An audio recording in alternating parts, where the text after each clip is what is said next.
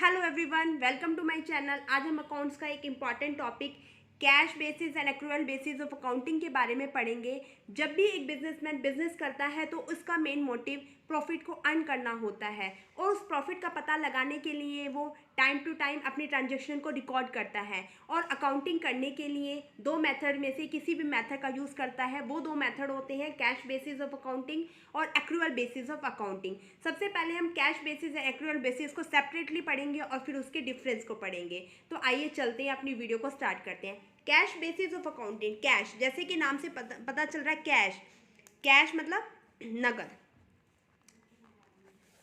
In this basis of accounting, income is recognized only when cash is received. इस base of accounting के अंतर्गत income को तभी माना जाता है जब वो रिसीव होती है। मान लो मेरा एक दोस्त है, वो ये कहता है कि यार मैं तेरे को ना कल 50, तू मेरे को आज 20,000 रुपये दे दे, कल मैं तेरे को 50,000 रुपये दे दूंगा। तो जो मैंने 20,000 रुपये उसको दिए हैं वो तो मेरे माने जाएंगे, पर वो कल देगा या नहीं देगा वो मैं रिकॉर्ड नहीं करूँगी। सिर्फ इसके अंदर वो ही रिकॉर्ड किया जाएगा जो कैश में आया है या गया है। ये नहीं है कि किसी की जो बातें होती है ना, मन की बातें जो ठगते हैं कि हाँ मैं तेरे को कल दे दूंगा, 1 साल बाद दे दूंगा, 50,000 आज दे दे, वो चीज़ इसमें रिकॉर्ड नहीं की जाती। ओनली कैश ट्रांजेक्शन को रिकॉर्ड किया जाता है। क्रेडिट, उधार में कोई ट्रांजेक्शन होती है कि कहते हैं कि उधार माल मांगने आ जाते हैं और कहते हैं कि हम दे दो, मैं आपको 10-15 दिन बाद मेरी सैलरी मिलेगी तो मैं आपको पैसा दे दूंगा। नहीं, इसमें ओनली कैश ट्रांजेक्शन को रिकॉर्ड किया जाता है, क्रेडिट ट्रांजेक्शन को रिकॉर्ड नहीं किया जाता। जैसे कई दुकानों पे भी लिखा होता है कि उधार मना है, नगद ही माल आपको दिया जाएगा, क्योंकि वहाँ पे कैश बेसिस ऑफ अकाउंटिंग का फॉलो अप किया जाता है। इसके अंदर हम आउटस्टैंडिंग एक्सपेंसेस को, आउटस्टैंडिंग सैलरी को, प्रीपेड एक्सपेंसेस को, एडवांस इनकम को, इनको रिकॉग्नाइज नहीं किया जाता है, क्योंकि कैश जो आ रहा है, जो पैसा आ रहा है ना एक हाथ में, कहते हैं एक हाथ दो एक हाथ लो, इसमें वही चीज़ फॉलो की जाती है कि एक हाथ में पैसा दो और सामान लो, एक हाथ दो एक हाथ लो, यही चीज़ फॉलो की जाती है इसमें। इसके कुछ एडवांटेजेस होती हैं। एक तो इसमें अकाउंट्स करना सिंपल हो जाता है, क्योंकि हमें पता रहता है कि इतना पैसा आया और इतना गया। इसमें कोई एस्टिमेट जजमेंट नहीं होता। एस्टिमेट जजमेंट का मतलब ये होता है कि अब आप मान लो क्रेडिट में माल बेच रहे हो, उसमें तो हम एस्टिमेट लगा सकते हैं कि पता नहीं वो हमारे बैड डेट्स तो नहीं हो जाएंगे, कभी वो हमारे रिकवर होंगे या नहीं होंगे, वो हमें पैसे देगा या नहीं देगा। पर कैश बेसिस में तो आपको पैसा मिलेगा तभी आप इसको रिकॉग्नाइज करोगे, तो इसमें किसी तरह की कोई जजमेंट की ज़रूरत नहीं होती। इसके कुछ डिसएडवांटेजेस भी हैं। इसके डिसएडवांटेजेस ये हैं, does not give true view of profit और लॉस। ये आपको प्रॉफिट और लॉस का ट्रू व्यू नहीं देता। मान लो एक बिजनेस है बेटा, लार्ज स्केल पे आपका बिजनेस है, तो उसमें सारी ये तो नहीं है कि कैश ट्रांजेक्शन ही हो, कुछ ऐसा भी होता है जो क्रेडिट बेस पे करना पड़ता है। तो इसलिए हम एक्चुअल पोजीशन नहीं पता लगा सकते अपनी बिजनेस की। मैचिंग प्रिंसिपल को फॉलो नहीं किया जाता, अनसाइंटिफिक है, इसमें कोई साइंटिफिकली इसका यूज़ नहीं किया जाता। और कंपनी एक्ट 2013 में इसको फॉलो नहीं किया जाता। इस अकाउंटिंग बेस को नेग्लेक्ट कर दिया गया है अकॉर्डिंग टू कंपनी एक्ट 2013 में। ओके, नाउ हम पढ़ते हैं एक्रूअल बेसिस ऑफ अकाउंटिंग। देखो एक्रूअल बेसिस ऑफ अकाउंटिंग क्या होती है। इसमें transaction is record in the books of account when it is entered. इसमें ट्रांजेक्शन को रिकॉर्ड किया जाता है अकाउंट्स की बुक में जब वो एंटर हो गई।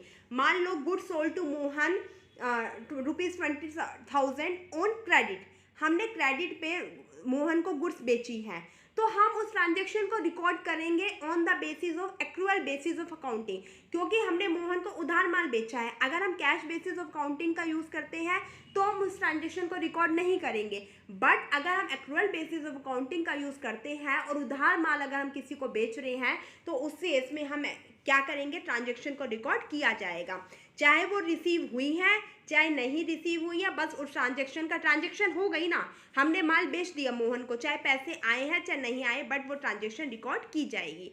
ठीक है, इसमें कैश प्लस में क्रेडिट दोनों ट्रांजेक्शन को रिकॉर्ड किया जाता है। इसके भी डिसएडवांटेजेस होते हैं। एक तो ये कंपनी एक्ट में फॉलो अप किया गया है, कंपनी एक्ट 2013 इसे ही रिकॉग्नाइज करती है। दूसरा, मैचिंग प्रिंसिपल का यूज़ किया जाता है, उसे फॉलो किया जाता है। थर्ड, एक ट्रू व्यू देती है प्रॉफिट एंड लॉस की बिजनेस की। मतलब जो हमारी कैश बेसिस ऑफ अकाउंटिंग की डिसएडवांटेजेस थी वो एक्रूअल बेसिस ऑफ अकाउंटिंग की एडवांटेजेस बन चुकी हैं। Okay, getting my point. Now disadvantages पे आते हैं। इसकी डिसएडवांटेजेस क्या है कि बेटा not as simple as cash basis of accounting. अब कैश बेसिस में तो जो कैश आ रहा है और जा रहा है उसकी ही आपको ट्रांजेक्शन को रिकॉर्ड करना पड़ा था, बट एक्रुअल बेसिस में इतना इजी नहीं है, क्योंकि क्रेडिट पे भी हो रहा है, कुछ सामान कैश में है, कुछ क्रेडिट पे है, तो ये सिंपल नहीं होता अकाउंटिंग करना। Require use of personal judgment and estimation. अब आप क्रेडिट पर जब आप सामान बेचते हो, मान लो आपने मोहन ने, अभी आपने एग्जांपल लिया था कि मोहन को 20,000 का आपने सामान बेचा। अब जरूरी थोड़ी ना कि मोहन आपको 20,000 रुपीज़ दे देगा, तो उसमें आपको एस्टिमेशन लगानी पड़ती है कि हो सकता है वो इस साल ना दे, अगले साल दे, तो बैड डेट्स होने की भी पॉसिबिलिटी रहती है ना, तो थोड़ा सा इसमें जजमेंट करना पड़ता है, आपको अपना जजमेंट रखना पड़ता है। ओके, नाउ अब हम इसके डिफरेंस को पढ़ लेते हैं कि दोनों में क्या डिफरेंसेस हैं। देखिए, cash basis and accrual basis. Cash basis में आपने लर्न करना है कैश ट्रांजेक्शन को रिकॉर्ड किया जाता है ओनली, इसमें कैश और क्रेडिट दोनों ट्रांजेक्शन्स को रिकॉर्ड किया जाता है। कंपनी एक्ट 2013 इसे फॉलो नहीं करता, कंपनी एक्ट 2013 इसे फॉलो करता है। ये अकाउंटिंग का एक सिंपल मेथड है और ये टिपिकल है, सिंपल नहीं है क्योंकि इसमें क्रेडिट भी होता है तो रिकॉर्ड करना मुश्किल होता है, ये सिंपल होता है। मैचिंग प्रिंसिपल को फॉलो नहीं किया जाता, इसमें मैचिंग प्रिंसिपल को फॉलो किया जाता है। कैश बेसिस ऑफ अकाउंटिंग का यूज़ छोटे जो बिजनेस होते हैं, लाइक एनजीओ होती है, एनपीओ होती है, स्कूल होती है, कॉलेज होती है, प्रोफेशनल बॉडी होती है, जैसे कि मान लो स्कूल है और स्कूल में फीस काटनी होती है, नगद ही आएगी, ये तो कहेंगे नहीं कि सर इस महीने की फीस नहीं दे रहे, उधार कर लो एडमिशन, अगले महीने दे देंगे, ऐसे तो नहीं होता, नगद होता है।